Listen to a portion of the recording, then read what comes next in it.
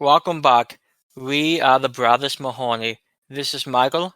And I am James. And today we are discussing the first episode of Season 14/Season 1 of Doctor Who, which is Space Babies. We are talking on May the 10th/May the 11th if you live over in the UK, or I guess many places that's not the US. And naturally, Space Babies was released on Disney Plus with the second episode of the season. What's it? The Davos called? Yeah, I believe it's called the Davos Code, which we have not watched yet. We watched Space Babies, then we're pausing to record this, then we're going to go straight into watching the Davos Code. Yeah, releasing 2 episodes in a day should give us some stuff to work with. James, do you want to quickly touch on the plot of this one before we jump in? I suppose I have no choice. The Doctor and Ruby are on the very first traveling the TARDIS together. Of course, they traveled. They did things in the, what was it called? The Church and Ruby Road. But this is the first TARDIS adventure. Encounter a mystery in the space station with intelligent babies and a monster that stalks the lower levels. I wanted to organize my thoughts on this one in a slightly different way than what we've been doing previously. I first wanted to talk about the things I liked about the episode, and then I wanted to discuss the things I didn't like about the episode, just because I feel like for something like this, it might be simpler. Something like this, as in an episode that I don't think either of us particularly liked, or just new stories in general. I don't know. I thought this was a pretty mid to terrible episode, but I still naturally, unsurprisingly, I still think it had probably more life than most Chibnall stories. It might have had more life. I think I'd watch a lot of Chibnall over this one, though. Yeah, I don't know. That's a hard choosing. Yeah, so I just want to talk briefly about the positives, and this is in any particular order, and some are more important than others. But let's start off with there was a reference to the Rani. That's really all I have to say. There's really not much more to say about it. But yeah, no, of course, we discussed the Rani. Actually, I feel like we've discussed the Rani a lot in our recent current Doctor Who episode reactions, because the Rani's been a topic of discussion. So I wonder if they even have rights to her now that they're literally referencing her by name. But it was nice to hear a Rani reference, at least for me. Yeah, and that came in a slew of Ruby asking the Doctor a bunch of questions. Naturally, well, perhaps not naturally, but the episode picks up right toward the end of what we saw at the Church and Ruby Road. Ruby enters the TARDIS, and then she asks, well, naturally, she's asking the Doctor a bunch of questions. And one thing I appreciate is the Doctor is a very sort of, I don't know, cheerful personality, and he's also very forthcoming. Like, Ruby asks him a question, he just answers it, and pretty much gives her almost carte blanche on what to ask. Seems like he's not trying to hold anything back, just giving the best he can. And it's through this that we sort of hear a bunch of the stuff we already know, but things that people coming onto this show might not know, like some history about why the TARDIS is a police box, or the fact that the Doctor's like a timeless child. They didn't technically use those words, but a little bit about his origins, and it mentioned the genocide on Gallifrey and so on and so forth. So a lot of the basic stuff sort of came through a questioning period, and that's also, like I said, where the name the Rani got dropped too. Yeah, like, it was a little clunky, and I don't love that they feel the need to do this every single season. It seems like they did the same thing, not in this way, but look how the pilot did, and I think you've seen the pilot at the beginning of, was it 12? No, it's 11. Or was it 10? I never get that later math. That'll be season 10. Okay. So I think you've seen it more recently than I did, but it was also kind of a jumping on point for people, but it didn't quite do it in this type of exposition way. And I didn't particularly like the pilot, although I have to admit, I think I've only seen that one once. So maybe that's due for a rewatch. But maybe they might very well be about the way to do it in this way, but I thought on the whole it worked. The Doctor's personality certainly makes it feel different. It took Martha, 4 episodes to even learn the name Gallifrey? Actually, to be fair, I don't think the Doctor saw the name of the planet. But David Tennant was a lot more cagey than Ncuti Gatwa is, and I think that's one of the things that this Doctor, he just exudes a lot of charm. I guess we saw maybe a bit near the end of the episode of the Doctor being not negative, but being more serious. And he does have that in him. But we're going to need to see more in the future. But, he's obviously very charming. And to be fair to David Tennant, on the whole, I get why he was quote-unquote cagey. It's not like he didn't have good reasons to be, kind of. Mostly because he was dealing with all the stress and after effects of the war. And this Doctor is one that's free from all of that. So it's a very interesting take on the Doctor's personality. I do like how he's just answering any questions and literally goes through basically every single bit of lore that matters if you're just starting with the show. As Margaret said, the way the TARDIS looks, to how everything is translated into a language they can understand with the translation matrix. And all of that was just covered, within the first 5 minutes or so? Yeah, thereabouts. I think the exposition was a bit clunky, but on the whole, I think it worked. It's not any groundbreaking story writing, but I think it works.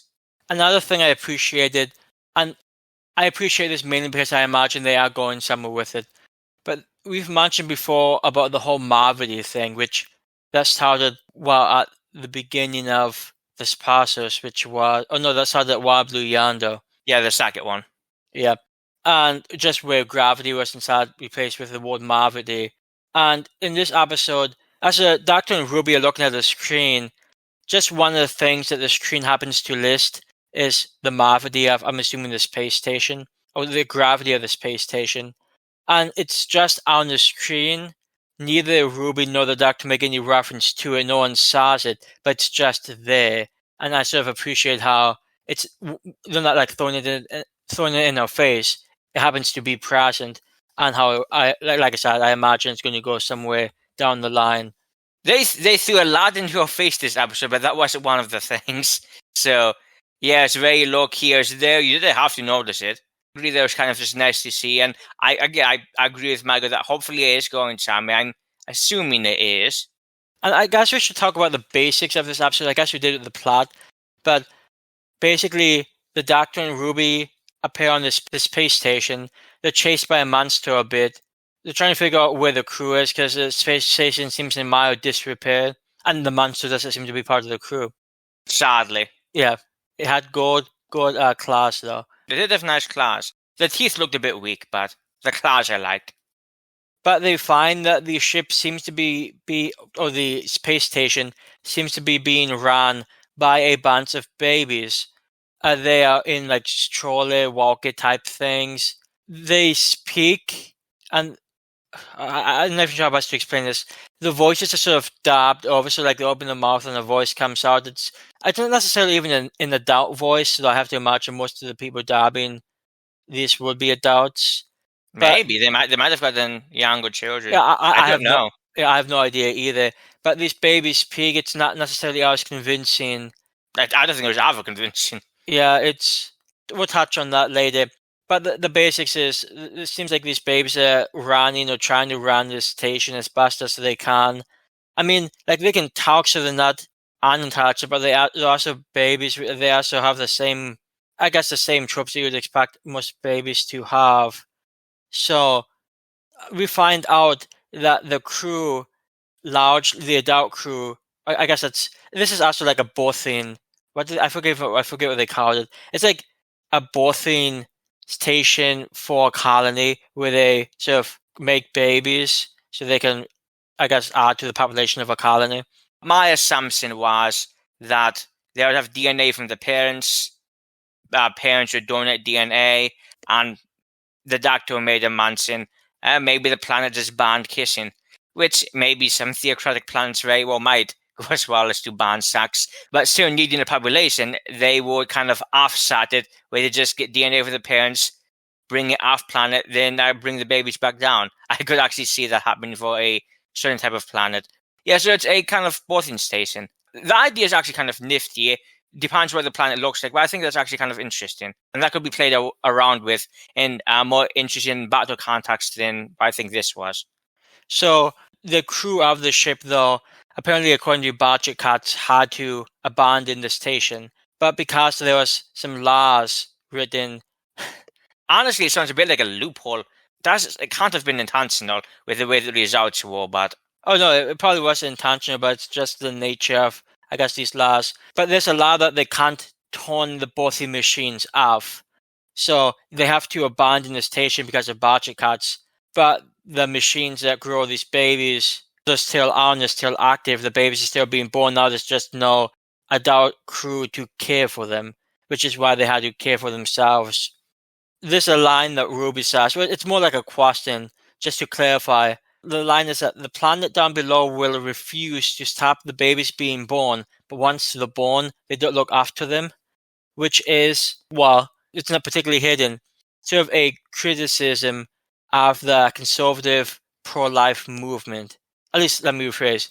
I can't say it was intended as a criticism, but I'm pretty sure it was intended as a criticism. You know, it's Russell T Davies. I think you can safely say that it was an intended criticism. Which the whole idea was trying to prevent abortions through pretty much all means, trying to prevent contraceptions in high schools, trying to force abstinence only, just trying to make it very difficult. Pretty much as soon as you're pregnant, boom, you have to have a baby. But then, once the baby's born, well, you don't get any assistance raising that kid. You get no welfare. Yeah, that's because they actually have to cut welfare, and you see what they want to do to education. Yeah, it's a very, I just say in-your-face critique, but it's obviously critiquing elements of the pro-life movement, which I think is certainly, I'm not sure if they necessarily did approach this well as they could have, but I do appreciate the sentiment. For the record, by pro-life, we mean anti-choice. Oh, yeah. And that's a whole framing I imagine they came up with. I mean, being pro-choice just means you can either choose to give birth to a child or you can choose to not go through the pregnancy. Like, the people who are pro-choice who are also pro-life because they'll just go through with the pregnancy. But that said, we are just two guys who are like 1,000% behind like the whole pro-choice policies. I mean, this country's awful, but it's neither here nor there. And last thing I want to talk about insofar as positives are concerned, and this goes back to the Doctor's sort of forthcoming personality, but it also goes with his trusting personality. Because, like James said, they had the adventure in the Church of Ruby Road, and they had their first TARDIS adventure. So they've had 2 adventures, 3 if you were to count them going back to the past and Ruby becoming the laser type thing. But we'll talk about that. Yeah, but we won't add the negatives yet. So this is the second adventure together, and at the end of this episode, the Doctor gives Ruby a TARDIS key. So just after 2 adventures, Ruby gets a TARDIS key. And I think it shows this very trusting nature. It's not like he particularly knows her that well, and he's already throwing her the TARDIS key. So I did like that. I think it goes to show more of his personality too. Yeah, it does. And so part of my worries is that, where is this season going to be? 8 episodes, was it? Yeah, I think it's just 8. Michael just said that the Doctor doesn't really know her well yet. And yet, in story, they seem like though, if not best friends, like they get along very well. She's not really questioning him. She's just going along with basically everything. They're kind of just doing everything together, having fun, or not having fun. And I do wonder, like, with only 8 episodes, they kind of have to speed through or basically cut any of the getting to trust somebody part, because that takes time to build up. It takes time to build actual character. And to get started slowly into the negatives, like, I don't know how much character Ruby has right now. She has a history. She has parents. But why is she more than a happy-go-lucky, proactive woman? A young woman. Naturally, her one character trait is she wants to find out who her real mother is. That's what I mean by she has a story. She has a... I can't even call it the character ugly. It doesn't really have anything to do with her character, her personality.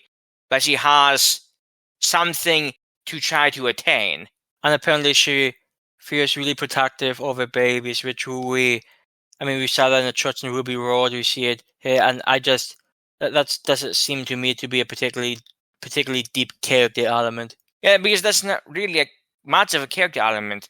Like, her stepmother, or I guess maybe just her mother, to be fair to the relationship they have, her mother is a nanny, and she's around babies all the time. I'm sure that she would, in fact, have a need or a desire to care for babies. Now, I have to admit, I was very confused about what exactly these babies were. They were in baby bodies. They had the desires and the mindset of babies, as Michael was saying earlier, and yet they could speak. But I wasn't sure how far their intelligence actually went. Are they just normal babies at that level that can speak? Or were they supposed to be, I guess it's how they were alive for 6 years, so are they supposed to be 6 years old, but because they're still in baby bodies, want exactly what a baby would want? Because they did, it seemed like they were 6. Yeah, so this actually ties into pretty much among my biggest issues with this. I just felt the whole baby thing was so stupid. It's the type of I don't even know. It's not necessarily lighthearted. It's a story element I just didn't care for whatsoever. I couldn't stop thinking. There was a movie back in the day. Yeah, Stupid Babies, Baby Geniuses 2. It's like a movie. It's like a family movie from 2004. I've never seen it, but it just looks so fucking stupid. It's like something might entertain toddlers and kids, but I just have a hard time imagining like adults legitimately enjoying it. And now I'm not saying adults can watch this and get some enjoyment from it, because obviously we talked about the things you could enjoy in this episode, but that type of, I don't want to say comedy, but that story element with these intelligent, or I guess these babies that can speak, I just didn't do. I just didn't care for it. Like I was, to be honest, even from the title, I was sort of turned off from this, and that just didn't do anything to change my mind with that. Yeah, no, like obviously the titles are released and we know who the writers, I think, for each of these stories are. I looked at it once, then I didn't look at it again. We saw the trailer that they came out with, or a couple of trailers. But as we've said previously, my brother and I really don't go out of our way to look for information about this. We watch them as they come on. So the title is Space Babies. Fine, I think it's a hideous title. And then we see, as Michael said, I also haven't seen that movie. It's this early to mid 2000 comedy tripe that was hideous back then. And I promise you, it's gotten no better with age. I suppose it has to have been CGI for the babies, so the mouths would match up to the words the actors were saying.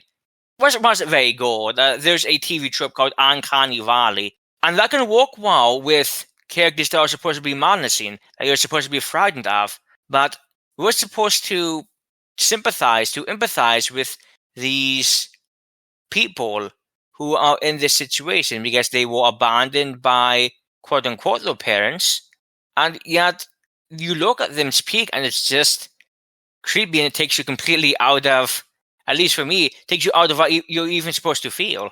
I know that's even besides the fact that I completely agree with Michael. I thought it stupid is, I think, a perfect word for it. I will never be able to watch something where babies act like adults and not automatically hate it.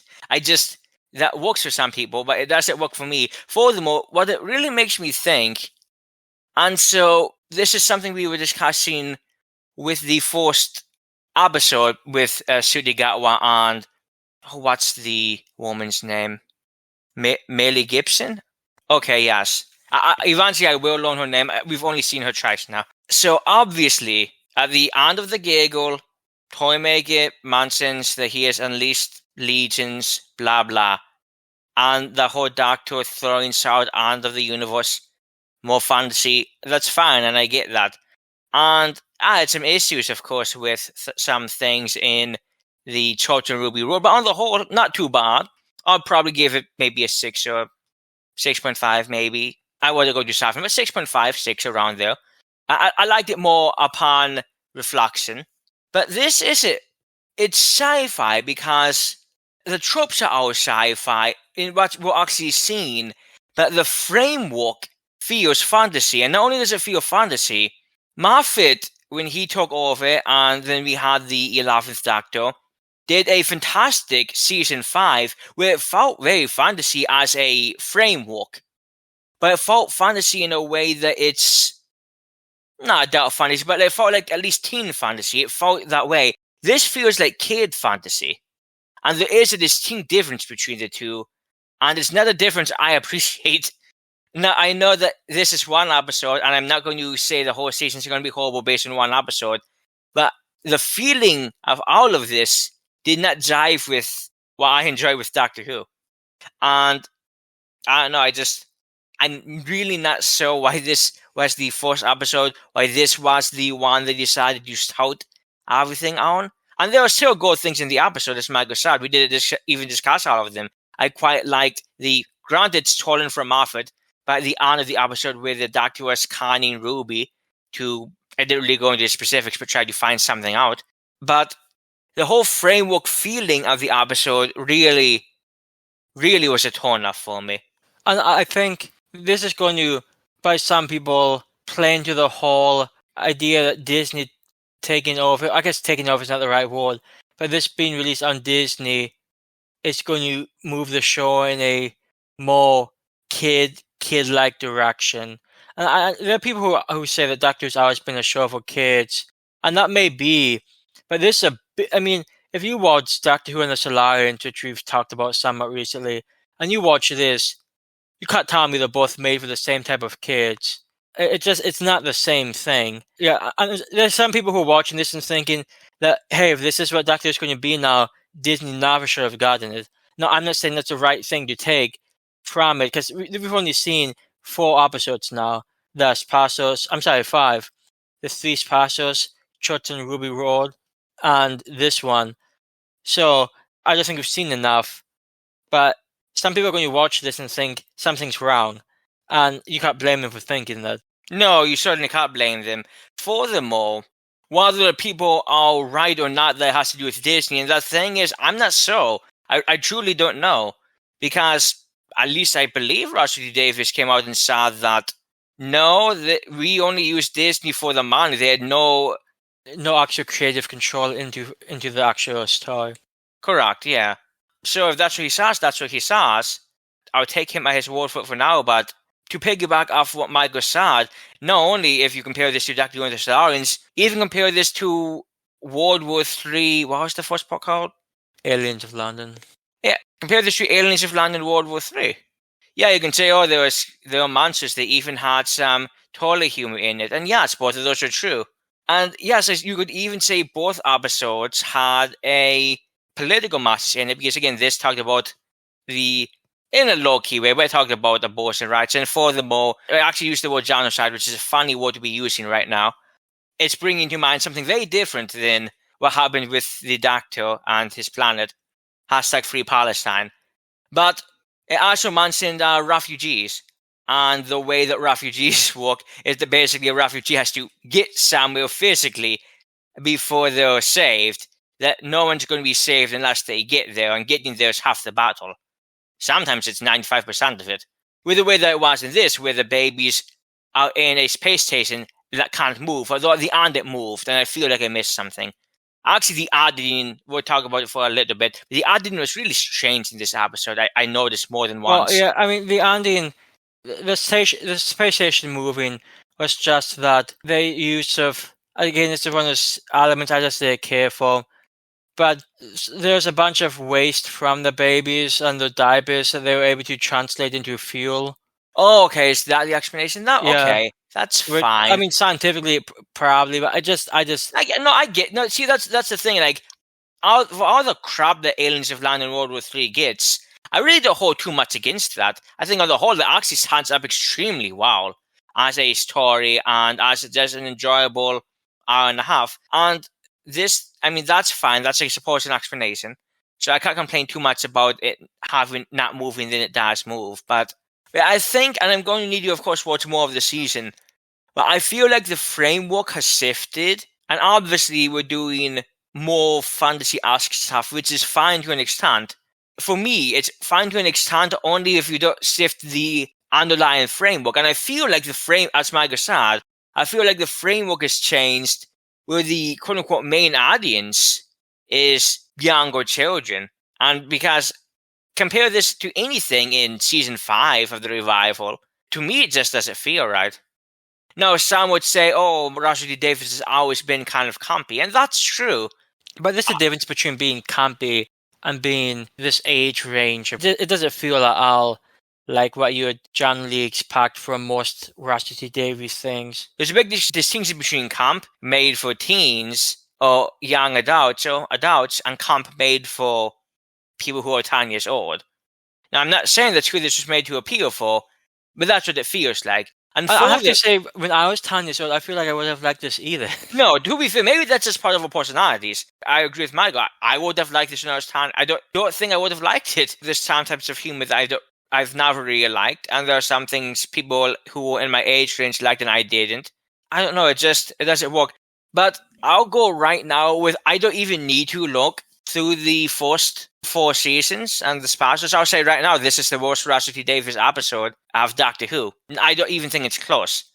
I think if I would have to give it a ranking, I would be generous to give it a 3. I'd probably give it a 2. Because at the end of the day, one, it was extremely simple. And granted, a forced companion traveling the TARDIS doesn't have to be complicated. There was a lot of ways that this reminded me of The Beast Below. Now, The Beast Below, I don't think it's going to be anybody's favorite episode. And in fact, The Beast Below is about as heavy-handed with the whole, the last of your kind, and old and kind, and blah, blah. And it's nice, but it was a bit heavy-handed. But I would watch The Beast Below 4,000 times before I watch this one again. And people talk about, Love and Monsters, and, some other he did Russell T Davies once. Did he do the Lazarus? I don't remember. I have a feeling there might have been even a different writer, like a Stephen Greenhorn. I'm not so. But people can talk all day long about, some other Russell T Davies stuff. I said, maybe it's just nostalgia. But the thing is, if I had seen this in season 2, I would have thought it's a crap episode. Again, Love and Monsters, I think it's really bad rap from people. I think it's actually not too bad of a story. Yeah, and it's more than just the whole baby thing.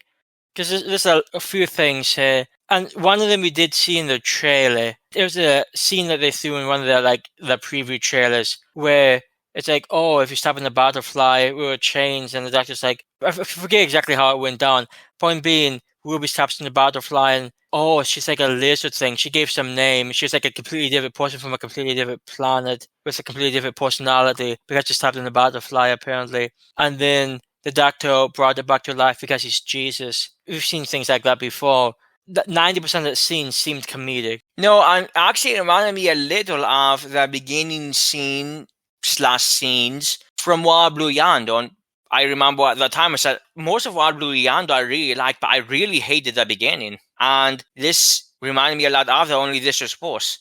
Because, one, granted, time in Doctor Who is not consistent, and I understand that. But we literally had the 9th Doctor argue with Rose. But he can just have it where the Gauth take over dead bodies of humans for a little bit.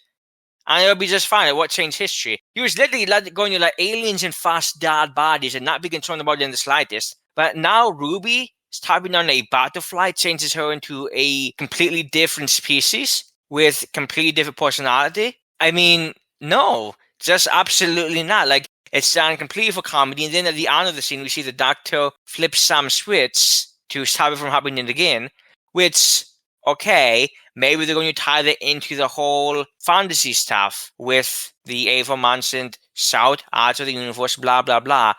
Because the Doctor did seem very put off by the event. He looked very confused about it, at least after he resolved it. But I would have preferred him say something to the effect of, no, it wouldn't be what I'm about to say, but to the effect of, what the fuck just happened? Because the Doctor seem to have come into a whole new realm where things are completely out the window. Because even at the end of this episode, the Doctor said, I've never dealt with anything quite this, I forget his phrasing, but basically quite this insane. And that's fair. And the butterfly thing is absolutely against the laws of what we've learned from the show, generally speaking. And the goblins from the Church on Ruby Road, not maybe against the laws of what we understand, but they felt very different than normal things that the Doctor has encountered previously that we have seen on the mainstream show. Now, I get that maybe talking to Ruby about it's not going to help because she's not had quote-unquote normal Doctor Who adventures, but I feel like you should be able to talk to somebody. Maybe we're going to have a Unit episode coming up where he talks to somebody from Unit and say, things have been really fucking strange lately, and that would help a long ways. shorts at least, again, might talk about the framework of the series, that would have a long ways for me. But until we get to that point, they're feeling this is wrong. Is it going to go away for me? Yeah, and we also have the whole... Well, I'll let James mostly touch on this, but there's a... If you were to touch on the whole thing you saw with the morality of the, I guess, the potential sacrifice. Yeah, so what was... I forget, Jocelyn, I believe was her name. Yeah, Jocelyn. And speaking of which, usually we go through characters and actors, but this episode really only had one individual other than Ncuti Gatwa and Millie Gibson. I mean, the character, I didn't have any big issue with it, but it just wasn't particularly notable to me, so that's why I didn't go into them. But if you were to touch on that, James. Yeah, so basically, she is the one person who stayed behind when they had the budget cuts. She stayed behind the scenes, ran a robot, basically, the SIP AI. She basically pretended to be the SIP AI to take care of the babies.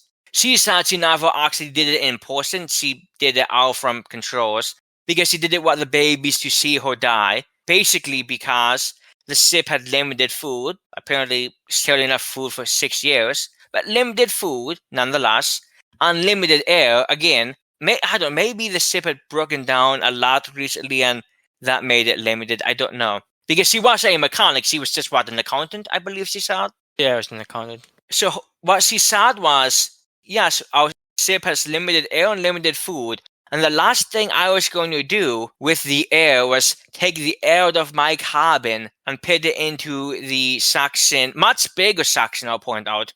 So it would actually have added much, where the babies are. And of course, my mind immediately goes to what happened in Arachne to the UK. Now, I'm not going to get in all into that. We can discuss that when we get there. But the 13th Doctor had huge issues, in my opinion, with understanding morality. Now, granted, I know people are going to have debates about morality. Now, everybody agrees, and that's fine. But I disagree with the 13th Doctor on a lot of her moral proclamations. And I'm going to have to disagree with this woman on her moral proclamations. Because the moral thing to do in this situation isn't to give the babies extra air that might last them another day, then mention their limited food, and she runs a machine that most likely gets the babies the food that they can. They will be able to do that part from what we saw. What's going to happen is the babies are going to be slowly starving to death while also suffocating. The most of the thing to do is to take out the air out of the area they're in, if she can. Maybe she can't. Again, she's not a mechanic. But the most of the thing to do would be try to find a way to do that so they all die relatively quickly. That is mercy. Mercy isn't letting them sit there starving and suffocating. Maybe cannibalizing each other. Much like what the spiders would have done in Arachne to the UK. That's granted, this isn't the Doctor saying it is the right moral thing to do. It's very different than that. But it was sad as a feel-good moment that this woman would have sacrificed herself for the babies, but it wouldn't have actually done anything to help. It might have made her feel better. Well, she wouldn't feel anything, she'd be dead. But it's not a sacrifice that would actually accomplish anything, and in fact would do more harm than good in the long run. So, I think that woman who survived, I mean, that's one of the things. There was a monster in the episode, but there wasn't actually other threatening. I don't believe there's any injury to anybody in the episode. That woman needs to take maybe a morality class and maybe learn that why she's an idiot. But then again, to be fair, a lot of people could take classes like that. And relating to the monster, and we mentioned earlier, the baby's called like a bogey monster in lower areas. It's just someplace on this space station. To be fair, I don't know if you actually used that word, but yeah, a bogey monster, like a clawed-teethed creature. I mean, yeah, it's just some typical CGI scary thing. In fact, that was also in the trailer. The whole, there's no such things as monsters, only things we haven't met yet, or creatures we haven't met yet. Which I think that itself is a pretty good line. No, that itself is pretty good. Actually, I liked half of the origin of the creature. I thought that was actually fascinating because it was literally designed to be scary, and that's why the Doctor was scared. Because the Doctor was scared and ran away, but the second he was away from the creature, he was wondering, why did I run away? Why was I scared? I actually quite liked that a lot. Yeah, and not to get too deep into this, in case you want to watch this for some reason, but apparently it's related to the birth of the babies. And even though it's not a baby, it's, I guess, equal.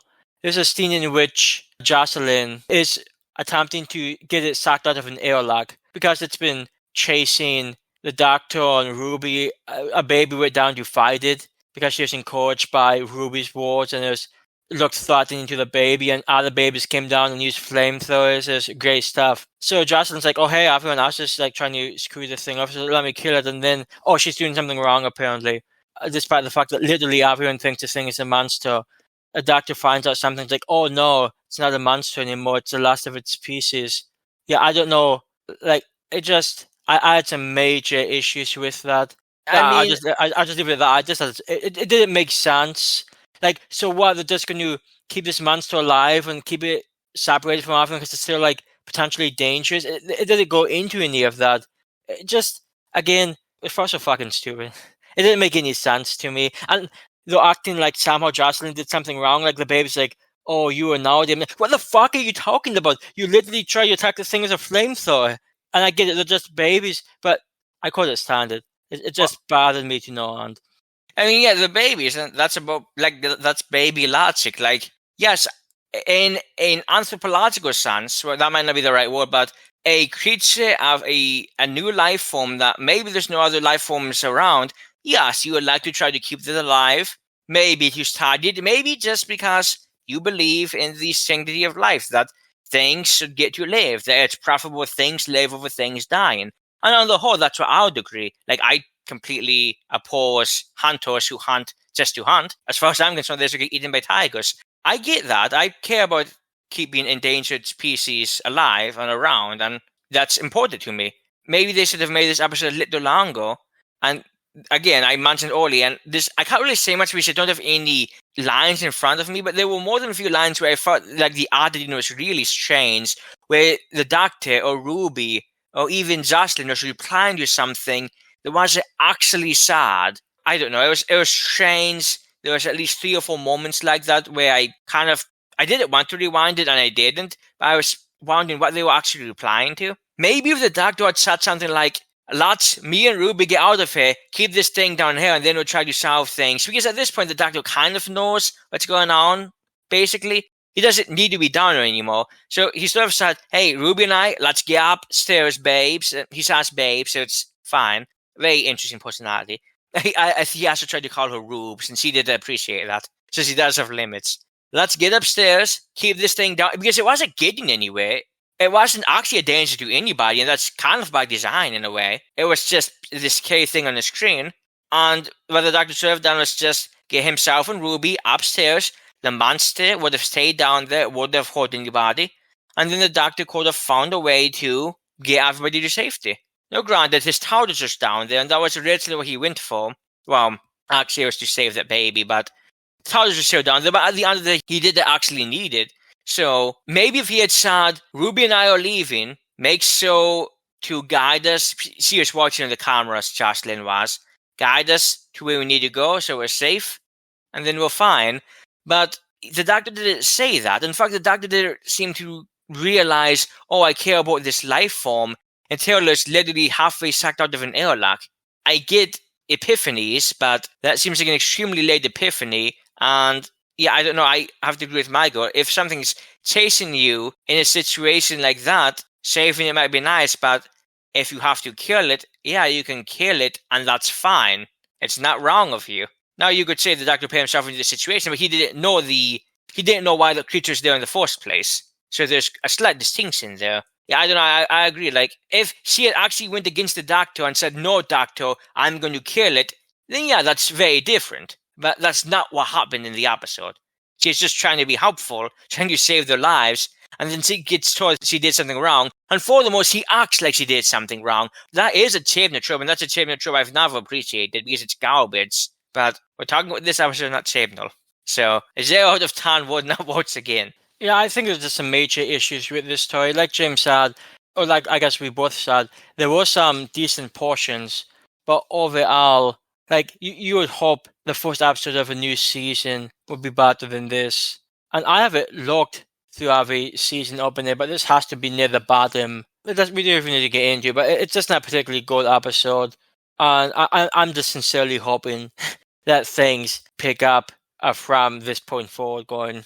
Like, look, Yeah, no, see, the thing is that there was that strange musical portion in the Church and Ruby Road, and that always felt strange. I mean, the song's catchy, but it still feels strange.